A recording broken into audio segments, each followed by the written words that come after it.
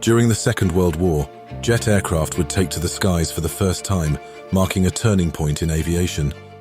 The major powers understood the significance of this development, and each embarked on their own programs to design and produce jet aircraft. Among them was the de Havilland Vampire, a British design, which would go on to become one of the strangest yet most recognizable military jet aircraft ever built, and a sign of the coming age of the jet fighter.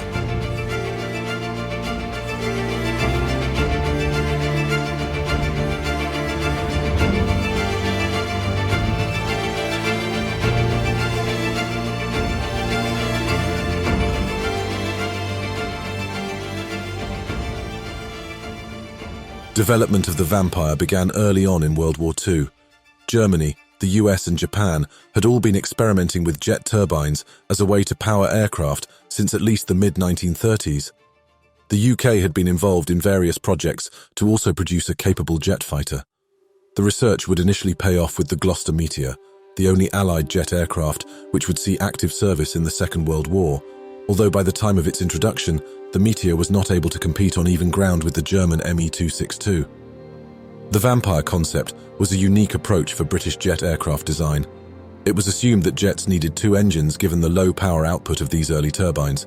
However, the Vampire proposal started with an engine design by Major Frank Halford, who believed his team could design a single engine with sufficient power to propel an aircraft with military capability. After completing a working example of such an engine, it was agreed that a single-engine jet fighter would be worth the investment. Halford's team was then asked to design an aircraft around their engine. At the time, de Havilland was planning on producing jet bombers, but this idea was scrapped for a move toward more defensive aircraft. German jet fighters and possibly jet bombers were operating in Europe, and there was concern that Germany could achieve air superiority over England with such technology. On June 6, 1941, a prototype was revealed. The single-engine fighter was primarily metal and would use a twin boomtail in order to reduce the length of the fuselage. The thinking here was that a shorter fuselage meant a shorter jet pipe and thus more power from the turbine. The weight of the aircraft was minimized by integrating plywood and aluminium. It was armed with four 20mm Hispano Mark V cannons. Then, on September 20th, 1943, the maiden flight of the Vampire was undertaken at Hatfield Aerodrome in Hertfordshire. The following year, on May 13, 1944, the order was officially made for 300 of the aircraft. Production would be sped up when the English Electric Aircraft Company began producing some of the aircraft in their Preston factory, which would end up producing the majority of the Vampires made during this period. The aircraft would be powered by the Halford's H1 engine, later known as the Goblin engine. An alternative engine configuration was the Rolls-Royce Nene engine, which was tested on various aircraft dubbed Vampire 2s and eventually used on export variants.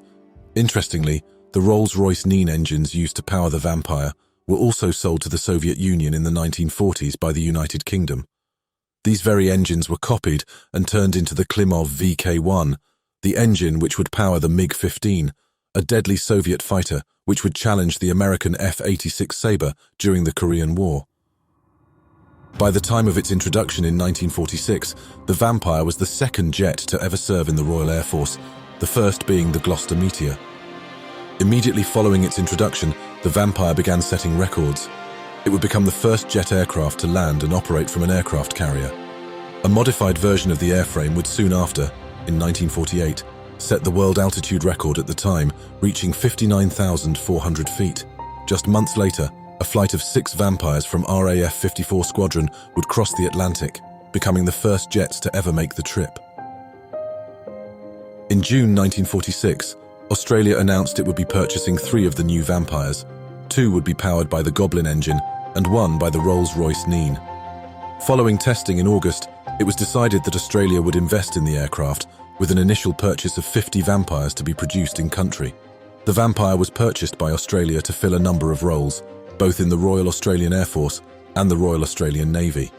The Australian Air Force export variant was coded F-30 and would be powered by the Rolls-Royce Nene engine. Produced by de Havilland Australia, 57 would be made within the country. This would later include the FB-31, a fighter bomber variant. This would later be followed by 6 T-34s, a modified training variant of the Royal Navy's T-22 carrier-capable aircraft to be used to train Australian Navy pilots, and a number of variants which would be used as trainers for the Australian Air Force. These included the T-33 and T-35, based on early and later specifications of the Royal Air Force T-11 fighters respectively, both of which would be produced in Australia. There would also be the P-17, a trainer which was both designed and produced within Australia. Other odd variants also made appearances early on in the Australian production of the Vampire.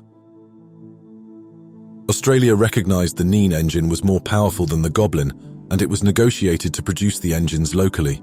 The Nene would become the first jet engines produced in Australia by the Commonwealth Aircraft Corporation. The first F-30 specification fighter would take flight in June 1949. The training variant would not appear until 1950. Initially, Australia made do with an FB-5 model, with 2 seats placed next to one another in the fuselage pod. Then, in 1951, the order was placed for the T-33 and carrier-capable T-34 trainers.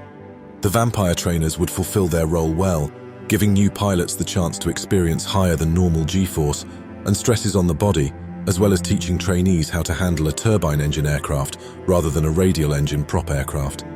The T-34C Vampire would arrive in 1954, accepted by Lieutenant Peter Goldrick on behalf of the Royal Australian Navy Fleet Air Arm 723 Squadron, and to be used as trainers for the Hawker Sea Fury and in preparation for the yet-to-be-delivered de Havilland Sea Venom.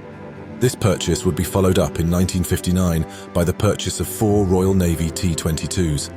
This caused some confusion due to the differences between the British T-22 and Australian T-34. Also in 1954, the Air Force made the decision to retire its single-seat fighter variants, which would instead be allocated to the Citizens Air Force, otherwise known as the RAAF Reserve.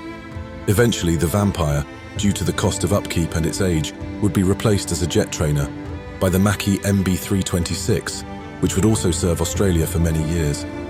Soon after this decision, the Vampire was officially retired from Australian service.